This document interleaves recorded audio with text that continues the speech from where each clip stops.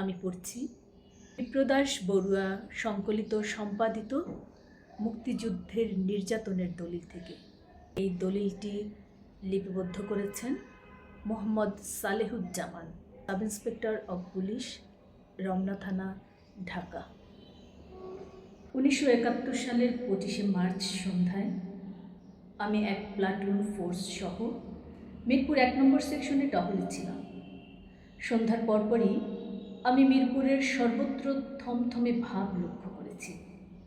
রাত আনুমানিক 10:30টার সময় আমার ওয়্যারলেস সেটটি অকস্মাৎ সক্রিয় হয়ে ওঠে। ওয়্যারলেস সেটে এক বাঙালি পুলিশ কণ্ঠ অজানা স্টেশন থেকে বলছিল, ঢাকা সেনানিবাস থেকে ট্যাঙ্ক ও কামানবাহী সশস্ত্র পাক সেনাদের ট্রাক সারিবদ্ধভাবে রাজধানীতে সদর্পে প্রবেশ করছে। বাঙালি পুলিশ, তোমরা সাবধান হও। ইহার পর আমার ওয়্যারলেস সেটের মারফত ঢাকা পুলিশ কন্ট্রোল রুম থেকে মেসেজ দেয়া হয়, পুলিশ ডিউটি উইথড্রন। অকস্মাৎ রাজারবাগ পুলিশ লাইন, ইকবাল হল, ইপিআর হেডকোয়ার্টারে ভীষণ কামান ও ট্যাঙ্ক হামলার আকাশ ফাটা শব্দ শুনতে পাই। এ পরিস্থিতিতে আমি আমার টহলরত পুলিশ ফোর্সকে মিরপুরের পশ্চিম দিকে গ্রামের দিকে চলে গিয়ে প্রাণপণ প্রতিরোধ করার নির্দেশ দিয়ে আমি আমার রাইফেল ও গুলি নিয়ে থানায় বাসায় চলে যাই। থানায় ফিরে এসে আমি তৎকালীন মিরপুর থানার ভারপ্রাপ্ত অফিসার মিস্টার আবুল হাশেম এবং অন্যান্য সাব ইন্সপেক্টর, এএসআই ও বাঙালি পুলিশদের অত্যন্ত বিমর্ষ ও বিমূঢ় দেখতে পাই। থানায় বসে আমরা ওয়্যারলেসে বাঙালি কণ্ঠের বহু বিভৎস আর্তনাদ শুনতে পাই। রাত 4:30টার দিকে পাক পশুরা পুলিশ কন্ট্রোল রুম দখল করে সেখানকার ওয়্যারলেসে বাইরে টহল নিযুক্ত বাঙালি পুলিশদের কর্কশ কণ্ঠে বলছিল, বাঙালি সালা লোক, अभी आकर देखो तुम्हारा कितना माँ बहन हमारे पास है। এ কথা শুনে আমাদের বাঙালি পুলিশদের গা শিউরে ওঠে। আমি তৎক্ষণাৎ ওয়্যারলেস সেট বন্ধ করে দিই।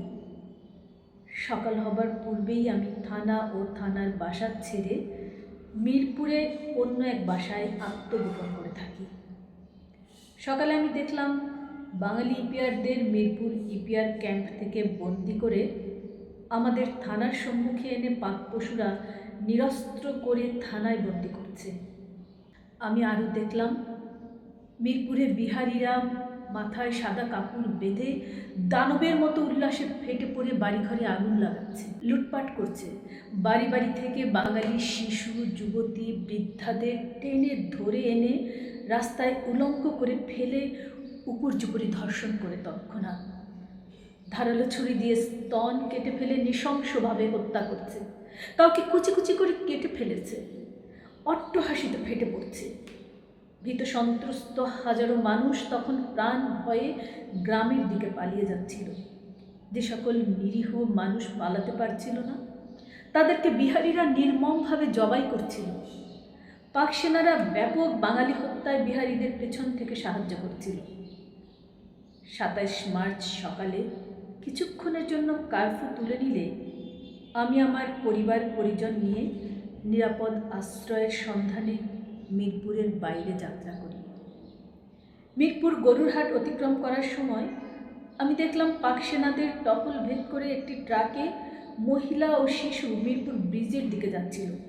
পাক সেনারা ওই ট্রাকে আগুন ধরিয়ে দেয় আর দুটো যুবতী মেয়েকে তাদের জিপে উঠিয়ে নিয়ে যায়।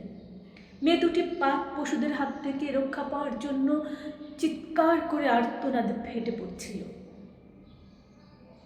আমরা দূর থেকে গরুরহাট বরাবর বড় ধানের ক্ষেতে আশ্রয় নিয়েছিলাম। বহু দুর্দশা ও লাঞ্ছনা সহ্য করে আমি 8 দিন পায়ে হেঁটে ও নৌকা যোগে গ্রামের বাড়িতে পৌঁছি।